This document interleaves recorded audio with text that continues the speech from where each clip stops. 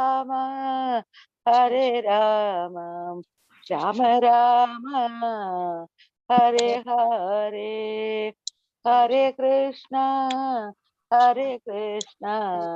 കൃഷ്ണ കൃഷ്ണ ഹരേ ഹരേ ഹരേ രാമ രാമ രാമ രാമ ഹരേ ഹരേ ഹരേ കൃഷ്ണ കൃഷ്ണ കൃഷ്ണ ഹരേ ഹരേ ഹരേ രാമ രാമ രാമ രാമ ഹരേ ഹരേ.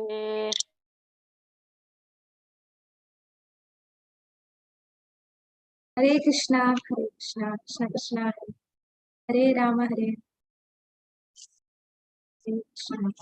ഓം അജ്ഞാനതിമിരാന്ധസ്യ ജ്ഞാനാഞ്ജനശലാകയ ചക്ഷുരുന്മീലിതം യേന തസ്മൈ ശ്രീ ഗുരുവേ നമഃ. ശ്രീ ചൈതന്യ മനോഭീഷ്ടം സ്ഥാപിതം യേന ഭൂതലേ സ്വയം രൂപാ കഥാ മഹ്യം ദദാതി സ്വപദാം. വന്ദേഹം ശ്രീഗുരു ശ്രീയുതപദകമലം ശ്രീഗുരും വൈഷ്ണവാംശ്ച ശ്രീരൂപം സാഗ്രജാതം സഹഗണ രഘുനാഥാന്യതം സജീവം സാദ്വൈതം സാവധൂതം പരിജനസഹിതം കൃഷ്ണ ചൈതന്യദേവം ശ്രീ രാധാകൃഷ്ണപാദാൻ സഹഗണ ലളിതാ ശ്രീ വിശാഖാന്വിതാംശ്ച. ഹേ കൃഷ്ണ കരുണാ സിന്ധു ദീനബന്ധു ജഗത് ഗോപേശ ഗോപികാ കാന്ത രാധാ കാന്ത തപ്ത കാഞ്ചന ഗൗരാംഗി ശ്രീ രാധേ വൃന്ദാവനേശ്വരി വൃഷഭാനുസുതേ ദേവി പ്രണമാമി ഹരി. വാഞ്ചാ കൽപതരുഭ്യശ്ച കൃപാ സിന്ധുഭ്യൈവ ച പതിതാനാം പാവനേഭ്യോ വൈഷ്ണവേഭ്യോ നമോ വിഷ്ണുപാദായ കൃഷ്ണപ്രേഷ്ഠായ ഭൂതലേ ശ്രീമതേ ഭക്തിവേദാന്ത സ്വാമിനിധി നാമിനെ. നമസ്തേ സരസ്വതേ ദേവേ ഗൗരവാണി പ്രചാരിണി നിർവിശേഷ ശൂന്യവാദി പാശ്ചാത്യ ദേശധാരി. ജയ ശ്രീകൃഷ്ണ ചൈതന്യ പ്രഭു നിത്യാനന്ദ ശ്രീ അദ്വൈത ഗദാധര ശ്രീവാസാദി ഗൗര ഭക്തവൃന്ദ. ഹരേ കൃഷ്ണ കൃഷ്ണ കൃഷ്ണ ഹരേ ഹരേ ഹരേ രാമ രാമ രാമ ഹരേ ഹരേ. ഹരേ കൃഷ്ണ കൃഷ്ണ കൃഷ്ണ ഹരേ ഹരേ ഹരേ രാമ രാമ രാമ ഹരേ കൃഷ്ണ കൃഷ്ണ കൃഷ്ണ ഹരേ ഹരേ ഹരേ രാമ രാമ രാമ ഹരേ കൃഷ്ണ. ഈശോപനിഷത്ത് ക്ലാസ്സിലേക്ക് എല്ലാവർക്കും സ്വാഗതം. മാതാജി സൗണ്ട് ക്ലിയർ ആണോ? കേൾക്കുന്നുണ്ടോ? കേൾക്കുന്നുണ്ട് മാതാജി, കേൾക്കുന്നുണ്ട്. ഹരേ കൃഷ്ണ. ഹരേ കൃഷ്ണ ഹരേ കൃഷ്ണ. ഇന്ന് നമ്മള് മന്ത്രം 9. അപ്പൊ മന്ത്രം 9 അടുത്ത സെക്ഷനിലോട്ടാണ് നമ്മൾ പോകുന്നത്. ശ്രീ ശ്രീ രാധാകൃഷ്ണൻ ജയ് ശ്രീല പ്രഭുപാദ് കി ജയ്. 9 തൊട്ട് 14 വരെയുള്ള മന്ത്രങ്ങൾ നിരപേക്ഷവും ആപേക്ഷികവും. അതായത് 9 തൊട്ട് 11 വരെ ഒരു സെക്ഷനാണ്. 9 തൊട്ട് 11 വരെയുള്ളത് അറിവിന്റെ അടിസ്ഥാനത്തിൽ ഓരോരുത്തർ എവിടെയാണ് പോകുക. പലർക്കും പല അറിവുകളായിരിക്കും. അപ്പൊ അറിവിന്റെ അടിസ്ഥാനത്തിൽ ഓരോ വ്യക്തികൾ അടുത്ത ജന്മം എങ്ങോട്ടായിരിക്കും അവരുടെ യാത്ര. ഈ 12 മുതൽ 14 വരെയുള്ള ശ്ലോകങ്ങൾ ആരാധനയുടെ അടിസ്ഥാനത്തിൽ ഓരോരുത്തർ എങ്ങോട്ടായിരിക്കും പോവുക. നമ്മൾ ഭഗവത്ഗീതയിൽ പഠിച്ചിട്ടുള്ളത് തന്നെയാണ്. ഓരോ തരം ആരാധനയുണ്ട്. സത്വഗുണത്തിലുള്ള ആരാധന, രജോ ഗുണം, തമോ ഗുണം, അങ്ങനെ ഓരോ ഗുണത്തിലുള്ള ആരാധന ചെയ്യുന്നവർ എങ്ങോട്ടായിരിക്കും, അവരുടെ ഡെസ്റ്റിനേഷൻ എങ്ങോട്ടാണ്. 9 മുതൽ 11 വരെയുള്ള ശ്ലോകം ജ്ഞാനത്തെയും അജ്ഞാനത്തെയും താരതമ്യപ്പെടുത്തുകയാണ്. ഓരോരുത്തരുടെയും അനുയായികൾക്കുള്ള അതാത് ലക്ഷ്യസ്ഥാനം. അപ്പോൾ ജ്ഞാനമുള്ളവന്റെയും അജ്ഞാനമുള്ളവന്റെയും ലക്ഷ്യസ്ഥാനം എവിടെയാണ് എന്ന് വിവരിക്കുന്നു. കൃഷ്ണനെ കുറിച്ച് അറിവില്ലാത്ത 2 തരം ആളുകളെ കുറിച്ച് ചർച്ച ചെയ്യുകയാണ് മന്ത്രം 9. കേവലം അജ്ഞർ എന്ന് പറഞ്ഞാൽ കൃഷ്ണനെ കുറിച്ച് ഒന്നും അറിയില്ല, ദൈവം ഉണ്ടെന്നേ അറിയില്ല, അങ്ങനെ ജീവിക്കുന്ന ആൾക്കാരാണ് അജ്ഞരായിട്ടുള്ളത്. പിന്നെ ഭൗതികമായി പാണ്ഡിത്യം അധികമുള്ളവരാണ്. എന്നുവെച്ചാൽ ഒരുപാട് എഡ്യൂക്കേറ്റഡ് ആയിട്ടുള്ള സയന്റിസ്റ്റിനെ പോലെ വലിയ പൊസിഷനിലൊക്കെ ഇരിക്കുന്ന ഒരുപാട് എഡ്യൂക്കേറ്റഡ്, ഭൗതികമായിട്ടുള്ള എഡ്യൂക്കേഷൻ കൂടുതലുള്ളവർ, അങ്ങനെയുള്ളവർ അത് എല്ലാ അറിവിന്റെയും അവസാനമാണെന്ന് അവർ കരുതുന്നു. അപ്പൊ അവര് വിചാരിക്കുന്നത് ഞങ്ങൾക്കാണ് ഏറ്റവും കൂടുതൽ നോളജ് ഉള്ളത്, ഈ പ്രപഞ്ചത്തെ കുറിച്ച് മൊത്തവും ഞങ്ങൾക്ക് അറിയാം, ആ ജ്ഞാനമാണ് ഏറ്റവും വലിയ ജ്ഞാനം എന്ന് തെറ്റിദ്ധരിക്കുന്ന ആൾക്കാർ. അതാണ് ഒരു തരം ആൾക്കാർ. അപ്പൊ രണ്ട് തരത്തിലുള്ള ആളുകളും ഭഗവാന്റെ ഉടമസ്ഥ അവകാശത്തെ അവഗണിക്കുകയാണ്. അപ്പൊ ഒന്നും അറിയാത്ത അജ്ഞരും ഭൗതികമായിട്ട് കൂടുതൽ പാണ്ഡിത്യമുള്ളവരും, ഈ രണ്ടു തരം ആൾക്കാരും എന്താണ് അവഗണിക്കുന്നത്? ഭഗവാനെ അവഗണിക്കുന്നു. ഭഗവാനാണ് എല്ലാത്തിന്റെയും നിയന്താവ്, എല്ലാത്തിന്റെയും ഉടമസ്ഥൻ ഭഗവാനാണെന്ന് അവർ അവഗണിക്കുന്നു. അതിന് ഫലമായിട്ട് അവരെങ്ങോട്ടാണ് പതിക്കുക? അജ്ഞതയുടെ അന്ധകാരപൂർണമായ മേഖലകളിലേക്കായിരിക്കും പതിക്കുക. അന്ധകാരത്തിലേക്ക് അവരുടെ ലക്ഷ്യസ്ഥാനം അന്ധകാരത്തിലേക്കാണ്. അവർ അന്ധകാരത്തിലേക്ക് പതിക്കും. അജ്ഞതയും തെറ്റായ അറിവും വളർത്തിയതിന്റെ ഫലങ്ങൾ വിവരിക്കുകയാണ് ഈ മന്ത്രത്തിൽ. മന്ത്രം 10 യഥാർത്ഥ അറിവ്. ഇപ്പൊ ഇവിടെ പറയുന്ന രണ്ടു തരം അറിവ് അജ്ഞരായിട്ടുള്ളതും ഭൗതികമായിട്ട് ഒരുപാട് ജ്ഞാനം സമ്പാദിച്ചവരും, ഇങ്ങനെ രണ്ടു തരം ആൾക്കാരുണ്ട്. അവരെങ്ങോട്ടാ പോവുക? അജ്ഞതയുടെ അന്ധകാരത്തിൽ പോകുന്നു. ഇതാണ് 9ാമത്തെ മന്ത്രത്തിൽ പറയുന്നത്. 10ാമത്തെ മന്ത്രത്തിൽ പറയുന്നത് യഥാർത്ഥ അറിവുള്ളത്. യഥാർത്ഥ അറിവ് എന്ന് പറഞ്ഞാൽ എന്താണ്? അത് ഭഗവാനെ കുറിച്ചുള്ള അറിവാണ്. അപ്പൊ ഈ യഥാർത്ഥ അറിവുള്ളവർ ഈ രണ്ടിൽ നിന്നും വ്യത്യസ്തമായ ഫലം ആണ് നൽകുന്നതെന്ന് വിശദീകരിക്കുന്നു. അപ്പൊ ഭഗവാനെ കുറിച്ച് മനസ്സിലാക്കി ഈശാവാസ്യം അനുസരിച്ച് ജീവിക്കുന്നു, ഭഗവാന് ഭക്തിയുത സേവനം ചെയ്ത് ജീവിക്കുന്ന യഥാർത്ഥ അറിവ്, വേദങ്ങളിലെല്ലാം ഉള്ള യഥാർത്ഥ വേദാന്തം എന്താണെന്ന് മനസ്സിലാക്കി ജീവിക്കുന്നവർ, അങ്ങനെയുള്ളവരുടെ ലക്ഷ്യം എവിടെയാണ്? അങ്ങനെയുള്ളവർക്ക് കിട്ടുന്ന ഫലം എന്താണ്?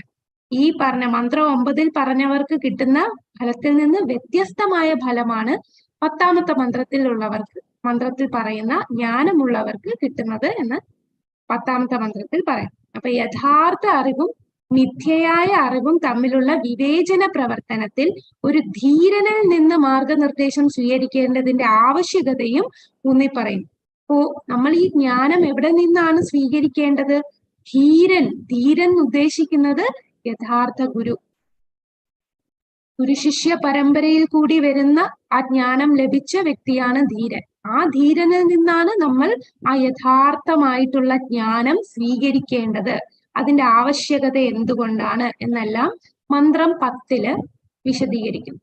ഇനി മന്ത്രം 11 ഭൗതിക ശക്തിയെ മറികടന്ന് മരണമില്ലായ്മ കൈവരിക്കുന്നത് ഭൗതികവും ആത്മീയവുമായ അറിവിന്റെ ആപേക്ഷിക സ്ഥാനങ്ങൾ എങ്ങനെ അറിയണമെന്നും വിവരിക്കുന്നു. ഇത് നമ്മൾ മന്ത്രം 11 പോകുമ്പോൾ മനസ്സിലാവും. അപ്പൊ 9ാമത്തെ മന്ത്രം അന്ധം തമ പ്രവിശന്തി യേ അവിദ്യ. ഇത് അവിദ്യ എന്നാണ്. യേ അവിദ്യാമുപാസതേ തഥോ ഭൂയ ഇവ തേ തമോ യാ വിദ്യായാം രതാഃ.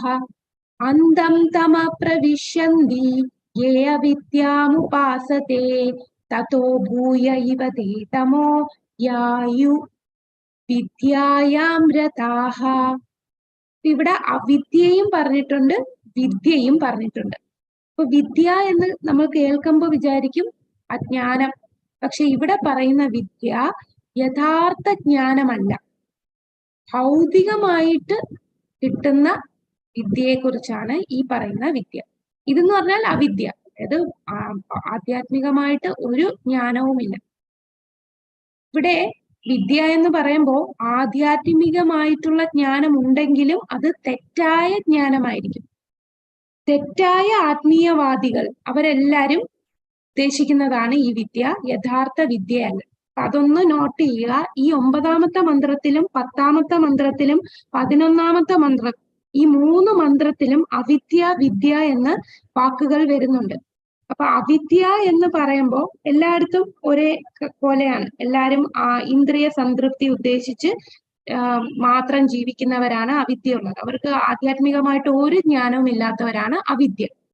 ഇനി വിദ്യ എന്ന വാക്ക് പറയുമ്പോൾ 9ാമത്തെ മന്ത്രത്തിൽ പ്രതിപാദിക്കുന്ന വിദ്യയും 10ാമത്തെ മന്ത്രത്തിൽ പറയുന്ന വിദ്യയും 11ാമത്തെ മന്ത്രത്തിൽ പറയുന്ന വിദ്യയും വ്യത്യാസമുണ്ട്. 9ാമത്തെ മന്ത്രത്തിൽ വിദ്യ എന്ന വാക്കിന്റെ അർത്ഥം തെറ്റായ ആത്മീയവാദിയാണ്. അവർക്ക് ആധ്യാത്മിക ജ്ഞാനമുള്ളത് ഇന്ദ്രിയ സംതൃപ്തിക്ക് വേണ്ടി ഉപയോഗിക്കാനാണ് ആ ആധ്യാത്മിക ജ്ഞാനം. ചെറുതായിട്ട് കുറച്ചൊക്കെ നമുക്ക് ആധ്യാത്മികമായിട്ട് എനിക്കെല്ലാം അറിയാം, ദൈവങ്ങളൊക്കെ ഉണ്ട്, എന്നാൽ ഈ ദൈവത്തിനെ നമ്മൾ ആരാധിക്കേണ്ടത് നമ്മളുടെ ആവശ്യങ്ങൾ സാധിക്കാനാണ് എന്നൊക്കെ തെറ്റായ ചിന്തയുള്ളവർ. തെറ്റായ ആത്മീയവാദികൾ, തെറ്റായ മതം പ്രചരിപ്പിക്കുന്നവർ, അവരെയാണ് ഈ വിദ്യ എന്ന് ഉദ്ദേശിക്കുന്നത്. കൂടാതെ ഭൗതികമായിട്ട് കൂടുതൽ വിദ്യാഭ്യാസം നേടിയവരെയും ഈ വിദ്യയിൽ പ്രതിപാദിക്കുന്നുണ്ട്. ഭൗതികമായിട്ട് ഒരുപാട് എഡ്യൂക്കേറ്റഡ് ആയിട്ടുള്ള അവരെ കുറിച്ചും ഇതിൽ പറയുന്നു. ഇതാണ് ഒന്ന് നോട്ട് ചെയ്ത് വെക്കുക. അവിദ്യ എന്ന് പറഞ്ഞാൽ ആധ്യാത്മികമായിട്ട് ഒന്നും അറിയില്ല. അവർക്ക് ആകെ അറിയുന്നത് ഇന്ദ്രിയ സംതൃപ്തി എങ്ങനെ നേടാം എന്നുള്ളതിനെ കുറിച്ച് മാത്രം ചിന്തിക്കുന്നവർ. അവർക്ക് ആധ്യാത്മികമായ ജ്ഞാനം ഒന്നുമില്ലാത്തവർ. ഇനി വിദ്യ എന്ന് പറഞ്ഞാൽ തെറ്റായ ആത്മീയവാദികളാണ് വിദ്യ എന്ന് ഉദ്ദേശിക്കുന്നത്. തെറ്റായ ആത്മീയവാദികൾ അവർ എല്ലാരെയും തെറ്റിദ്ധരിപ്പിക്കുന്നു. ആത്മീയം എന്ന് പറയുന്നത് ഇന്ദ്രിയ സംതൃപ്തിക്ക് വേണ്ടി ഉള്ളതാണ് എന്നുള്ള രീതിയിൽ ഉള്ള ജ്ഞാനം കൊടുക്കുന്നവരാണ് തെറ്റായ ആത്മീയവാദികൾ. കൂടാതെ ഭൗതികമായിട്ട് ഒരുപാട് എഡ്യൂക്കേറ്റഡ് ആയിട്ടുള്ളവർ. നമുക്ക് ഈ ശ്ലോകത്തിന്റെ അർത്ഥം നോക്കാം. അജ്ഞാന കർമ്മ. അപ്പൊ ഇതില് പറയുന്നുണ്ട് ഈ അവിദ്യ ഉപാസിക്കുന്ന ആൾക്കാര്. അവിദ്യ എന്ന് പറഞ്ഞാൽ എങ്ങോട്ടേ പോവുകയുള്ളൂ? ആധ്യാത്മികമായിട്ട് ഒരു ജ്ഞാനവുമില്ല. അവര് എവിടെ ചെന്നെത്തും? അവരുടെ ഫലം എന്തായിരിക്കും? അവരെങ്ങോട്ടായിരിക്കും പോവുക? ആധ്യാത്മികമായിട്ട് ഒന്നും അറിയാത്തവർ എങ്ങോട്ട് പോകും? അന്ധകാരത്തിലേക്ക് പോകും. ഇനി വിദ്യയുള്ളവർ, വിദ്യ എന്ന് പറയുന്ന ഈ മന്ത്രത്തിൽ പറയുന്ന വിദ്യ എന്ന് പറഞ്ഞാൽ എന്താണ്? തെറ്റായ ആത്മീയവാദികൾ, അല്ലെങ്കിൽ കൂടുതൽ ഭൗതികമായിട്ടുള്ള വിദ്യാഭ്യാസമുള്ളവർ. അവരോ ഇവരെക്കാളും കഷ്ടമായിരിക്കും ഇവരുടെ അവസ്ഥ. അവിദ്യയുള്ളവരെക്കാളും താഴോട്ടായിരിക്കും ഈ വിദ്യയുള്ളവർ പോകുന്നത്. കാരണം ഇവരുടെ ഈ വിദ്യ യഥാർത്ഥമായിട്ടുള്ള ജ്ഞാനമല്ല. അജ്ഞാന കർമ്മങ്ങളിൽ വ്യാപരിച്ചിരിക്കുന്നവർ തമോ നിബിഡമായ ലോകങ്ങളിൽ പ്രവേശിക്കുന്നു, അതായത് അന്ധകാരത്തിൽ പ്രവേശിക്കുന്നു. മിഥ്യാജ്ഞാനം, അതാണ് തെറ്റായ ആത്മീയവാദമുള്ളവർ. മിഥ്യാജ്ഞാനത്തിൽ വ്യാപൃതരായവർ കൂടുതൽ മോശമായ അവസ്ഥയെ പ്രാപിക്കുന്നു. അപ്പൊ അജ്ഞാനികളെക്കാളും മോശമായ അവസ്ഥയിലാണ് ഈ ഒരുപാട് എനിക്കെല്ലാം അറിയാം, എന്റെ എഡ്യൂക്കേഷൻ ആണ്, ഞാൻ പൂർണ്ണമായിട്ട് എഡ്യൂക്കേറ്റഡ് ആയി, എനിക്കറിയാവുന്നത്ര ജ്ഞാനം വേറെ ആർക്കും അറിയില്ല എന്ന് ചിന്തിക്കുന്നവർ. കൂടാതെ ഞാൻ ചിന്തിക്കുന്ന ആത്മീയമാണ് കറക്റ്റ് എന്ന് ചിന്തിച്ച് ആൾക്കാരെ തെറ്റായ വഴിയിൽ കൊണ്ടുപോകുന്ന മിഥ്യാജ്ഞാനമുള്ളവർ. ഇങ്ങനെയുള്ളവരുടെ അവസ്ഥ ഒന്നും അറിയാത്ത, ആത്മീയമായിട്ട് ഒന്നും അറിയാത്തവരെക്കാളും താഴോട്ടായിരിക്കും. അതാണ് ഈ മന്ത്രത്തിൽ പറയുന്നത്. അജ്ഞാന കർമ്മങ്ങളിൽ വ്യാപരിക്കുന്നവർ അന്ധകാരത്തിലേക്ക് പ്രവേശിക്കുന്നു. മിഥ്യാജ്ഞാനത്തിൽ വ്യാപൃതരായവർ കൂടുതൽ അന്ധകാരത്തിലേക്ക്, കൂടുതൽ മോശമായ അവസ്ഥയാണ് പ്രാപിക്കുന്നത്. ഇപ്പൊ വിദ്യാഭ്യാസ പുരോഗതി മാത്രം ലക്ഷ്യമാക്കിയുള്ള ഒരു നിരീശ്വര സംസ്കാരം പൊതുജനങ്ങൾ അല്പ വിദ്യാഭ്യാസമുള്ളവരായിരിക്കുന്നതിനേക്കാൾ അപകടകാരിയാണ്. അപ്പൊ ഇപ്പോഴത്തെ എഡ്യൂക്കേഷൻ സിസ്റ്റം അങ്ങനെയാണ്. അവിടെ ഒരു എഡ്യൂക്കേഷൻ സിസ്റ്റത്തിലും എന്താണ് ദൈവത്തെ കുറിച്ച് എങ്ങും പറയുന്നില്ല. എല്ലാം നിരീശ്വരവാദപരമായിട്ടുള്ള സംസ്കാരമാണ് ഇപ്പോഴത്തെ എഡ്യൂക്കേഷൻ.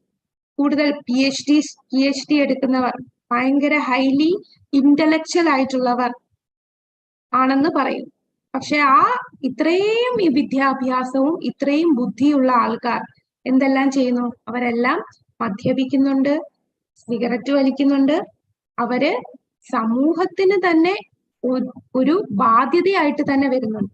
എന്നാൽ വളരെ അധികം വിദ്യാഭ്യാസം ഒന്നും ഇല്ലാതെ ഗ്രാമത്തിൽ താമസിക്കുന്നവർക്കോ അവർക്ക് കുറച്ചുകൂടെ ക്യാരക്ടർ ഉള്ളവരായിരിക്കും. കുറച്ചുകൂടെ അവർക്ക് എത്തിക്സ് കാണുന്നു. അവര് കുറച്ചുകൂടെ മറ്റുള്ളവരെ സ്നേഹിക്കാൻ കഴിയുന്നവരാണ്.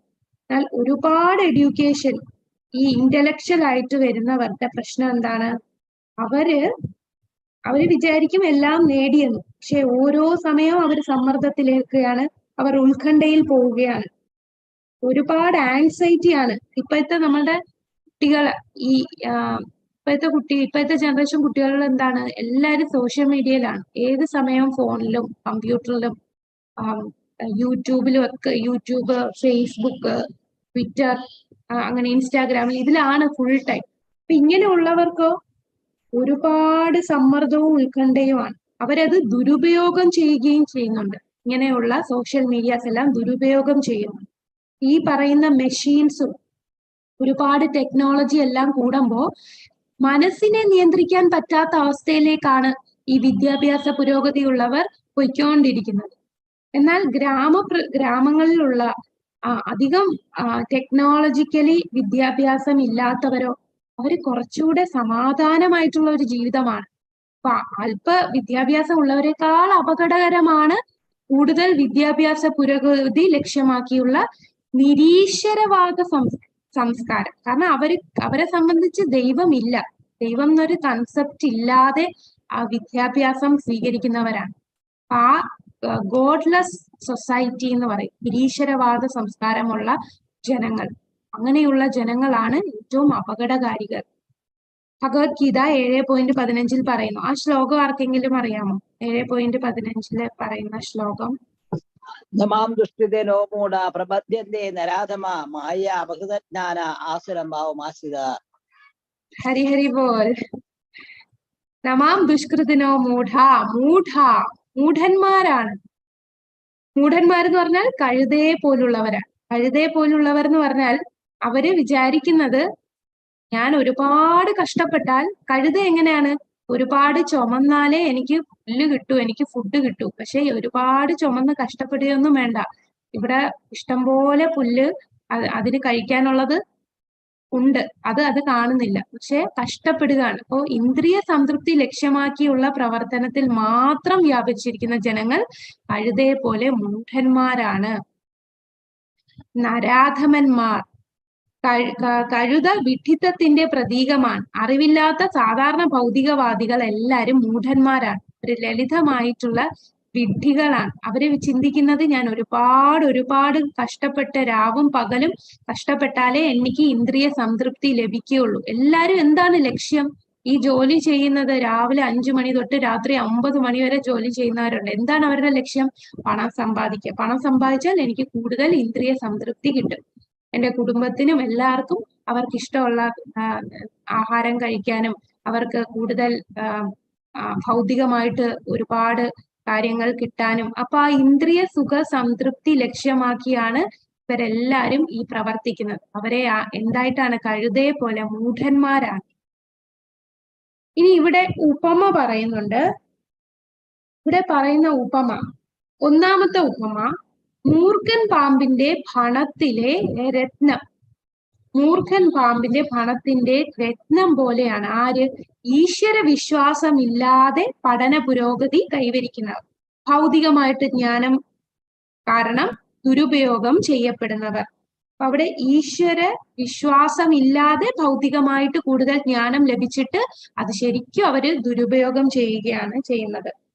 ഇവര് മൂർഖൻ പാമ്പിന്റെ ഭണത്തിലെ രത്നം എന്ന് പറയാൻ കാരണം എന്താണ്? മൂർഖൻ പാമ്പ്, രത്നം ഇല്ലാത്ത മൂർഖൻ പാമ്പും രത്നമുള്ള മൂർഖൻ പാമ്പും തമ്മിലുള്ള വ്യത്യാസം, രത്നം ഇല്ലാത്തതിനേക്കാളും അപകടകാരിയാണ് രത്നമുള്ള മൂർഖൻ പാമ്പ്. കൂടുതൽ വിദ്യാഭ്യാസമുള്ളവരാണ് ഒരുപാട് അപകടകാരികൾ. അവർക്ക് കുറെ ടെക്നിക്കലായിട്ടും അങ്ങനെ ഭൗതികമായിട്ട് കുറെ ജ്ഞാനം കിട്ടി. ആ ജ്ഞാനം കിട്ടിയത് കൊണ്ട് ആ ജ്ഞാനത്തിൽ പിടിച്ചായിരിക്കും അവര് ഈ പറയുന്ന ആധ്യാത്മികമൊന്നും കേൾക്കാൻ പോലും കൂട്ടാക്കില്ല. അതുകൊണ്ടാണ് ഇവരെ ആരായിട്ട് ഉപമിക്കുന്നത്? മൂർഖൻ പാമ്പിന്റെ ഭണത്തിൽ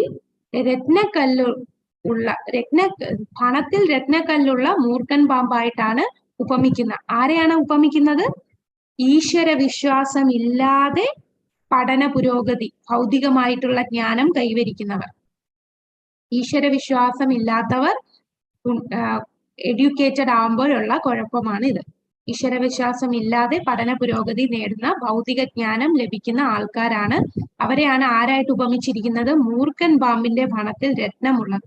വിലപിടിപ്പുള്ള രത്നങ്ങൾ കൊണ്ട് അലങ്കരിച്ച മൂർഖൻ പാമ്പ് അലങ്കാരമില്ലാത്തതിനേക്കാൾ അപകടകാരിയാണ്. വിദ്യാഭ്യാസം എന്ന് പറഞ്ഞാൽ ശരിക്കും എന്താണ് എഡ്യൂക്കേഷൻ? എഡ്യൂക്കേഷൻ എന്ന് പറയുന്നത് വിദ്യാഭ്യാസത്തിന് ശരിക്കും അർത്ഥം, ഒരു വില വരുന്നത് നമ്മളുടെ സ്വഭാവത്തിൽ മാറ്റം വരുമ്പോഴാണ്, നമ്മളുടെ ഉള്ളിലുള്ള ട്രാൻസ്ഫോർമേഷൻ വരുമ്പോഴാണ്. പക്ഷെ ഇന്നത്തെ എഡ്യൂക്കേഷൻ സിസ്റ്റം എങ്ങനെയാണ്? ഇന്നത്തെ എഡ്യൂക്കേഷൻ സിസ്റ്റം നമ്മളെ കൂടുതൽ അഹങ്കാരികളാക്കുകയാണ്. ഞാൻ ഡോക്ടറാണ്, അല്ലെങ്കിൽ ഞാൻ എഞ്ചിനീയർ ആണ്, ഞാൻ PhD നേടി ഡോക്ടറേറ്റ് ലഭിച്ചതാണ്, എനിക്ക് ഒരുപാട് സർട്ടിഫിക്കറ്റ് ഉണ്ട്, എനിക്ക് ഒരുപാട് അംഗീകാരം കിട്ടി എന്ന് പറഞ്ഞ് അവൻ കൂടുതൽ കൂടുതൽ അഹങ്കാരിയാകുന്നു. എന്നിട്ട് അവൻ ഈ പ്രകൃതിയെ തന്നെ ദുരുപയോഗം ചെയ്യുകയാണ്. പ്രകൃതിയെ തന്നെ നശിപ്പിക്കാനാണ് അവന്റെ ഈ ജ്ഞാനം ഉപയോഗിക്കുന്നത്. ഫുൾ അപകടകരമായിട്ടുള്ള രീതിയിലാണ് മുന്നോട്ട് പോകുന്നത്. അവര് വിചാരിക്കുന്നത് എന്താണ്? ഒരുപാട് എഡ്യൂക്കേറ്റഡ് ആയാൽ എനിക്ക് സന്തോഷം കിട്ടും. പക്ഷെ എവിടെയാണ് സന്തോഷം? ഓരോ ദിവസവും അവർ ഉത്കണ്ഠയിലാണ്, ഓരോ ദിവസവും സമ്മർദ്ദത്തിലാണ്. ഇനി എന്താണ്, നാളെ എന്താണ്? ഈ ഒരു മൈൻഡ് സെറ്റിലോട്ടാണ് ആൾക്കാർ പൊയ്ക്കൊണ്ടിരിക്കുന്നത്. അവിടെ ഈശ്വരൻ അവരുടെ ജീവിതത്തിൽ വരുന്നില്ല. എന്നാൽ ഈശ്വര വിശ്വാസത്തോടു കൂടി നമ്മൾ ഭൗതികമായിട്ടുള്ള വിദ്യാഭ്യാസം തേടിയാൽ അതാണ് യഥാർത്ഥമായിട്ടുള്ള. ഇപ്പൊ ഭൗതികമായിട്ടുള്ള വിദ്യാഭ്യാസം എന്ന് പറഞ്ഞാൽ നമ്മള് വലിയൊരു സ്റ്റാറ്റസ് കിട്ടാനോ എല്ലാരും നമ്മളെ പുകഴ്ത്താനോ അല്ലെങ്കിൽ ഒരുപാട് പണം സമ്പാദിക്കാനോ എന്നല്ല. നമുക്കൊരു ഗൃഹസ്ഥ ജീവിതം നയിക്കണമെങ്കിൽ അത്യാവശ്യം നമുക്ക് പണം ഉണ്ടെങ്കിലേ ഗൃഹസ്ഥ ജീവിതത്തിൽ മുന്നോട്ട് പോകാൻ സാധിക്കും. കാരണം ഒരുപാട് ഉത്തരവാദിത്തങ്ങളുണ്ട്. അപ്പോൾ തീർച്ചയായിട്ടും നമുക്ക് പഠനം വേണം. പഠിച്ചാൽ മാത്രമേ നമുക്ക് ജോലി സമ്പാദിക്കാൻ സാധിക്കൂ. ആ ചിന്തയായിരിക്കും.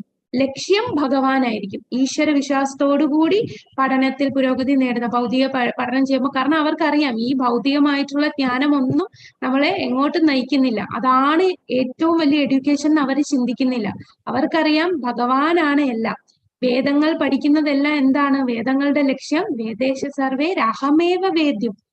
എല്ലാ വേദങ്ങളും എന്നെയാണ് അറിയേണ്ടത്. അത് അറിഞ്ഞുകൊണ്ട് ജീവിക്കുന്നവരാണ് യഥാർത്ഥ ജ്ഞാനം നേടിയത്. എന്നാൽ ഇവിടെ ജ്ഞാനം നേടുന്ന എന്താണ്? ഈശ്വര വിശ്വാസം ഇല്ലാതെ ഭൗതികമായിട്ട് കൂടുതൽ പഠന പുരോഗതി നേടുന്നവർ ആരെയായിട്ടാണ് ഉപമിച്ചിരിക്കുന്നത്?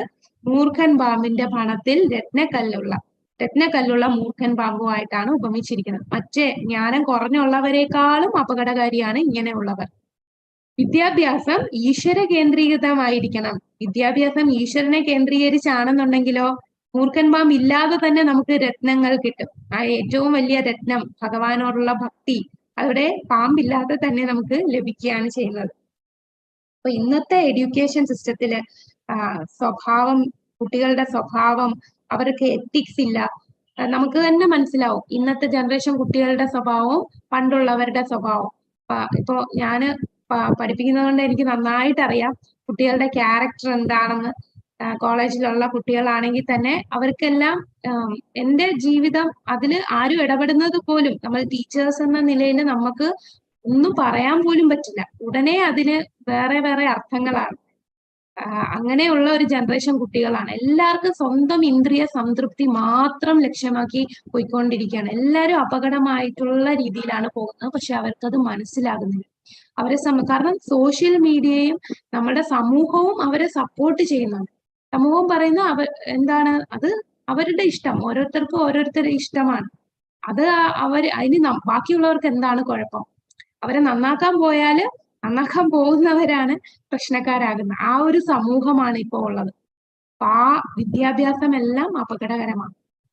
ഇനി രണ്ടാമത് ഉള്ള ഉപമയാണ് ജഡശരീരത്തിനെ അലങ്കരിക്കുക. ഒരു ഡെഡ് ബോഡിയെ ഡെക്കറേറ്റ് ചെയ്യാം. ഈ നോർത്ത് ഇന്ത്യയിലൊക്കെ ചിലർക്കുണ്ട്, മരിച്ചു കഴിഞ്ഞാൽ മേക്കപ്പ് ഒക്കെ ഇട്ട് ലിപ്സ്റ്റിക്കും ഭയങ്കര ഐലൈനറും ഒക്കെ ഇട്ട് ഒരുക്കി നിർത്തും. പക്ഷെ എന്താണ് പ്രയോജനം? ഒരു ജഡവസ്തുവിനെ, ഒരു ഡെഡ് ബോഡിയെ അലങ്കരിച്ചത് കൊണ്ട് എന്താണ് പ്രയോജനം? ഹരിഭക്തി സുധോദയത്തിൽ പറയുന്നുണ്ട്, ഈശ്വര നിഷേധികളായ ജനങ്ങളുടെ വിദ്യാഭ്യാസപരമായ വളർച്ചയെ ജഡശരീരത്തിന്റെ അലങ്കാരത്തോട് ഉപമിച്ചിരിക്കുന്നു. അതുപോലെ ഭൗതിക ജീവിതം ജഡശരീരം അലങ്കരിക്കാനും ആകർഷകമാക്കാനും ശ്രമിക്കുന്നത് പോലെയാണ്. എന്നാൽ ജഡശരീരം ഒരു ജഡശരീരമാണ്. അപ്പൊ ഈ ജഡശരീരത്തിൽ അലങ്കരിക്കുന്ന പോലെയാണ് ഈ ഈശ്വര നിഷേധമായിട്ടുള്ള വിദ്യാഭ്യാസം. ജനങ്ങൾ ഒരുപാട് വിദ്യാഭ്യാസം കിട്ടി, നമ്മുടെ പേരിന് മുമ്പിലുള്ള പേരിന്റെ കൂടെയുള്ള ഡിഗ്രീസിന്റെ എണ്ണമാണ് ഇപ്പോ ഏറ്റവും ഉയർന്നതായിട്ട് ആളുകൾ കരുതുന്നത്. അവിടെ ഈശ്വരന് ഒരു സ്ഥാനവും കൊടുക്കുന്നില്ല. ഈശ്വര നിഷേധമായിട്ട് നമ്മൾ ഈ വിദ്യാഭ്യാസം വളർത്തുന്നത് ജഡശരീരത്തിൽ അലങ്കരിക്കുന്നത് പോലാണ്. ആത്മജ്ഞാനം ഇല്ലാതെ നമ്മൾ എന്തൊക്കെ ജ്ഞാനം നേടിയാലും അത് നമുക്ക് ഒരു പ്രയോജനവും വരുത്തുന്നില്ല. അന്ധകാരത്തിലോട്ടായിരിക്കും നമ്മൾ പോകുന്നത്. നമ്മൾ ഈ ഒരു ജന്മം നമ്മൾ ഏത് വലിയ പൊസിഷനിൽ ഇരുന്നാൽ പോലും ആത്മജ്ഞാനം ഇല്ലാതെ ഈശ്വര നിഷേധിയായിട്ട് ജീവിക്കുവാണെങ്കിൽ എല്ലാം മരണം കൊണ്ട് അവസാനിക്കുകയാണ്. അടുത്ത ജന്മം മനുഷ്യനായിട്ട് തന്നെ ജനിക്കണമെന്ന് ഒരു ഗ്യാരണ്ടിയില്ല. അന്ധകാരത്തിലേക്കാണ് ഇങ്ങനെയുള്ള വിദ്യാഭ്യാസം കൊണ്ടുപോകുന്നത്. അപ്പൊ അത് ജഡ ശരീരത്തെ അലങ്കരിക്കുന്ന പോലെയാണ് ഈ ഉള്ള ജനങ്ങളുടെ ഈശ്വര നിഷേധമായിട്ടുള്ള വിദ്യാഭ്യാസം. ഇവിടെ നമുക്ക് കാണാം ജഡശരീരത്തിനെ അലങ്കരിക്കുന്ന പോലെ. അപ്പൊ രണ്ട് ഉപമ പറഞ്ഞു. ഒന്നാമത്തത് മൂർഖൻ പാമ്പിന്റെ ഭണത്തിലുള്ള രത്നത്തെ പോലെയാണ്. രണ്ടാമത്തെ ഉപമ ജഡശരീരത്തെ അലങ്കരിക്കുന്ന പോലെ. ഇനി മിഥ്യാജ്ഞാനത്തിൽ വ്യാപൃതരായ രണ്ട് തരം ആളുകളുണ്ട്. അപ്പൊ ഇനി വിദ്യ എന്ന് പറയുമ്പോൾ മറ്റൊരു അർത്ഥം പറയുന്നത് എന്താണ്? തെറ്റായ ആത്മീയവാദികൾ. തെറ്റായ ആത്മീയവാദികൾ രണ്ട് തരത്തിലുണ്ട്. ഒന്ന്, തെറ്റിദ്ധരിപ്പിക്കപ്പെട്ട ലൗകിക വിദ്യാഭ്യാസക്കാർ, വേദവാദരത. വേദവാദരത ഇങ്ങനെ ഒരു തരം കാറ്റഗറി ഉണ്ട്. ആര്യ സമാജ സംഘം എന്ന് പറഞ്ഞാൽ ഇവര് കർമ്മകാണ്ഡീസാണ്. വേദവാദരത എന്ന ഗ്രൂപ്പ് ഓഫ് പീപ്പിൾ. അവര് ഈ വേദവാദരത എന്ന് പറയുന്ന ആൾക്കാര് അവർ ആധ്യാത്മികത വേദങ്ങളൊക്കെ പഠിക്കുന്നുണ്ട്. പക്ഷെ വേദങ്ങൾ പഠിക്കുന്ന എന്തിനാണ്? ഇന്ദ്രിയ സംതൃപ്തി ലക്ഷ്യമാക്കിക്കൊണ്ടാണ് വേദങ്ങൾ പഠിക്കുന്നത്. അവരുടെ മതം എന്ന് പറയുന്നത് ഇന്ദ്രിയ സംതൃപ്തി. പിന്നെ ആചാര്യന്മാരെ നിഷേധിക്കും. ഈ ഗുരുശിഷ്യ പരമ്പരയിലുള്ള ആചാര്യന്മാരായിരിക്കില്ല. അവര് തന്നെ സ്വന്തമായിട്ട് ഒരു ആചാര്യനെ പ്രതിഷ്ഠിക്കും. ആ ആചാര്യൻ എല്ലാ വേദങ്ങളും അറിയാമെന്ന് സ്ഥാപിച്ച് ഒരു ആചാര്യനെ അവര് തന്നെ ഉണ്ടാക്കും. ആ ആചാര്യനോ ഈ ഗുരുശിഷ്യ പരമ്പരയിൽ കൂടി വരുന്ന ആയിരിക്കില്ല. കൂടാതെ ഇവര് ചെയ്യുന്ന വേറൊരു കാര്യം എന്ന് പറഞ്ഞാൽ ഇവര് സ്വന്തമായിട്ട് വേദങ്ങൾക്ക് അർത്ഥമുണ്ടാക്കും. വേദങ്ങൾക്ക് അവര് തന്നെ അർത്ഥമുണ്ടാക്കി അതിന് മിസ്ഇന്റർപ്രറ്റ് ചെയ്യും, തെറ്റിദ്ധരിപ്പിക്കപ്പെടും. തെറ്റിദ്ധരിപ്പിച്ചുകൊണ്ടുള്ള അർത്ഥങ്ങളായിരിക്കും വേദങ്ങൾക്കെല്ലാം അവർ കൊടുക്കും. അങ്ങനെ ആൾക്കാരെ വഴി തെറ്റിക്കുകയാണ് ചെയ്യുന്നത്. പുരാണങ്ങളെ ഒന്നും അവർ സ്വീകരിക്കുകയില്ല. അവര് തന്നെ എല്ലാ ജ്ഞാനവും ഞങ്ങൾക്കുണ്ട് എന്ന് കരുതുന്നവരാണ്. മിഥ്യാജ്ഞാനത്തിൽ ഇരിക്കുന്നവരാണ്. അവർക്ക് ഈ ഗുരുശിഷ്യ പരമ്പരയിലുള്ള ഒരു ജ്ഞാനവും അവർക്ക് ലഭിച്ചിട്ടില്ല. അങ്ങനെയുള്ളവരും അന്ധകാരത്തിൽ, സാധാരണ അജ്ഞത കൊണ്ട് ഭൗതികമായിട്ടുള്ള രീതിയിൽ അന്ധകാരത്തിൽ പോകുന്നവരെക്കാളും താഴോട്ടായിരിക്കും ഇങ്ങനെയുള്ള ആൾക്കാർ. കാരണം അവര് വേദങ്ങൾ അറിയാമെന്ന് പറഞ്ഞ് ആൾക്കാരെ തെറ്റിദ്ധരിപ്പിക്കുകയാണ്. അവര് തന്നെ ഓരോ അർത്ഥമുണ്ടാക്കി വേദങ്ങൾക്ക് ഓരോ അർത്ഥം കൊടുത്ത് ആൾക്കാരെ പറഞ്ഞ് അവർ ലക്ഷ്യം പറയുന്നത് എന്താ? വേദങ്ങൾ പഠിക്കുന്ന എന്തിനാന്ന് അവര് പറയുന്ന ഇന്ദ്രിയ സംതൃപ്തി ലഭിക്കാനായിട്ടാണ്. അങ്ങനെ വഴി തെറ്റിക്കുകയാണ്. അപ്പൊ യഥാർത്ഥത്തിൽ അവർക്ക് വേദത്തെക്കുറിച്ച് ഒരു ജ്ഞാനവുമില്ല. വേദജ്ഞാനം എന്ന് പറഞ്ഞാൽ നമ്മള് ഭഗവത്ഗീതയിൽ പഠിച്ച പോലെ സർവസ്യചാഹം ഹൃദി സന്നിവിഷ്ടോ മത്ത സ്മൃതി ജ്ഞാനം അപോഹനം ച വേദേശ്ച സർവേരഹമേവ വേദ്യോ. എല്ലാ വേദങ്ങളും ലക്ഷ്യമാക്കുന്നത് ഇന്ദ്രിയ സംതൃപ്തിയാണോ? അല്ല, അഹമേവ വേദ്യോ, എന്നെ, അതായത് ഭഗവാനെ, കൃഷ്ണനെയാണ് നമ്മൾ അറിയേണ്ടത്. വേദാന്തം, ഭക്തി വേദാന്ത എന്ന് പറയുമ്പോൾ എല്ലാ വേദങ്ങളുടെ അന്ത്യം എന്ന് പറയുന്നത് അത് ഭഗവാനെ അറിയുക എന്നുള്ളതാണ്. അത് പറയാതെ ഈ കൂട്ടർ എന്താണ്? വേദങ്ങളെ ഭൗതികമായിട്ടുള്ള രീതിയിൽ, അപ്പൊ അവർ ഇന്ദ്രിയ സംതൃപ്തി എന്ന് പറയുമ്പോൾ സ്വർഗത്ത് പോകും, സ്വർഗീയ ഗ്രഹത്തിൽ പോയി നമുക്ക് ആസ്വദിക്കാം, ഇത് ലക്ഷ്യമാക്കിയാണ് അവര് വേദപഠനം ചെയ്യുന്നത്. അങ്ങനെയുള്ള പഠനത്തിലും സ്വന്തം വ്യാഖ്യാനങ്ങളായിരിക്കും വേദങ്ങൾക്ക് അവർ കൊടുക്കുന്നത്. സ്വന്തം വ്യാഖ്യാനത്തിലും ഏർപ്പെടും. അവർ അതിനെ അടിസ്ഥാനമാക്കി ലോകവ്യാപകമായ ഒരു സ്ഥാപനവും സ്ഥാപിക്കും. അവരിൽ ഒരാളായ ജഗദ്ഗുരുവായി പ്രഘോഷിപ്പിക്കുകയും മഹത്വപ്പെടുത്തുകയും ചെയ്യും. അപ്പൊ ഇങ്ങനെയുള്ളവരിൽ ഒരാളെ ഗുരുവായിട്ട് സ്ഥാപിക്കും. എന്നിട്ട് ആ ഗുരുവിനെ അങ്ങ് മഹത്വപ്പെടുത്തും. ഇതൊന്നും അറിയാത്ത ആൾക്കാര് ഇതാണ് യഥാർത്ഥമായ ആധ്യാത്മികം എന്ന് പറഞ്ഞ് വന്ന് വീണു പോവുകയാണ്. ആ ആളുകൾ വളരെ അപകടകാരികളാണ്. ഇങ്ങനെയുള്ള വേദവാദരത എന്നുള്ള ആൾക്കാർ വളരെ അപകടകാരികളും വഴി തെറ്റിക്കുന്നവരുമാണ് എന്ന് പ്രഭുപാദർ നമുക്ക് പറഞ്ഞു തരികയാണ്. അപ്പം ഇവര് വേദങ്ങൾ പഠിക്കുന്ന, ഇപ്പം 4 വേദങ്ങൾ ഉണ്ടെങ്കിലും ആ വേദങ്ങൾക്ക് സ്വന്തമായിട്ട് വ്യാഖ്യാനം കൊടുക്കുന്നു. ആ വേദങ്ങളുടെ ഫലം എന്ന് പറഞ്ഞാൽ സ്വർഗീയ ഗ്രഹങ്ങളിൽ പോയി ആസ്വദിക്കുക, അതാണ് അവരുടെ ലക്ഷ്യം. ഗുരുശിഷ്യ പരമ്പര സ്വീകരിക്കില്ല, പുരാണങ്ങളൊന്നും എടുക്കില്ല, ലോകവ്യാപകമായ അവര് തന്നെ ഓരോ സ്ഥാപനങ്ങൾ ഉണ്ടാക്കും, അവരിൽ തന്നെ ഒരാളെ ഗുരുവാക്കും. ഇങ്ങനെയുള്ളവർ വളരെ അപകടകാരിയാണ്. ഇനി വിദ്യായാം രഥഃ, നമ്മുടെ ആ ശ്ലോകത്തിൽ വരുന്ന ഒരു വാക്കാണ് വിദ്യായാം രഥഃ. വിദ്യായാം എന്ന് പറഞ്ഞാൽ വേദപഠനം, രഥഃ എന്ന് പറഞ്ഞാൽ വ്യാപൃതനാവുക. അപ്പൊ ഈ ശ്ലോകത്തിൽ പറയുന്ന വേദപഠനം എന്ന് പറയുന്ന എന്ത് വേദപഠനമാണ്? യഥാർത്ഥ വേദപഠനമല്ല. വേദവാദരഥ എന്ന് പറയുന്ന ആൾക്കാരെ പോലെ തെറ്റായ രീതിയിൽ വേദങ്ങൾ പഠിക്കുന്നവർ, ആചാര്യന്മാരുടെ ഉപദേശങ്ങൾ പാലിക്കുന്നില്ല, വേദങ്ങളുടെ യഥാർത്ഥ ലക്ഷ്യത്തെക്കുറിച്ച് അവർ അജ്ഞരാണ്, അവർ കൂടുതൽ അജ്ഞതയിലേക്ക് വീഴുന്നു. ഗുരുശിഷ്യ പരമ്പരയിലൂടെ മാത്രമേ വേദങ്ങൾ മനസ്സിലാക്കാൻ കഴിയൂ. അത് അവർക്ക് അറിയില്ല. അവർ സ്വന്തം ലക്ഷ്യത്തിന് അനുയോജ്യമായ വേദങ്ങളുടെ അർത്ഥം അന്വേഷിക്കുന്നു. അപ്പൊ അവര് തന്നെ അവർക്കിടെ ലക്ഷ്യത്തിന് വേണ്ടി ആ ലക്ഷ്യത്തിനനുസരിച്ച് അവര് തന്നെ കഥ ഉണ്ടാക്കുകയാണ്, ആ വേദങ്ങളുടെ അർത്ഥം മാറ്റിമറിക്കുകയാണ്. ശരിക്കും ഭഗവാൻ എന്താണോ പറഞ്ഞത് അത് നമുക്ക് കിട്ടണമെങ്കിൽ തീർച്ചയായിട്ടും ഗുരുശിഷ്യ പരമ്പരയിൽ കൂടെ മാത്രമേ വേദങ്ങൾ മനസ്സിലാവൂ. അല്ലാതെ ഈ വേദവാദരഥ ആൾക്കാർ, അത് ഉദാഹരണമായവാദികൾ, കൂടാതെ ബ്രഹ്മവാദികൾ, ഇങ്ങനെയുള്ള ആൾക്കാരാണ് വേദങ്ങളെ തെറ്റിദ്ധരിപ്പിക്കുന്നത്. അവര് തന്നെ ഓരോ വ്യാഖ്യാനങ്ങൾ കൊടുത്ത് അവർക്ക് അനുയോജ്യമായിട്ടുള്ള രീതിയിൽ വേദങ്ങൾക്ക് അർത്ഥം അന്വേഷിക്കുന്നു.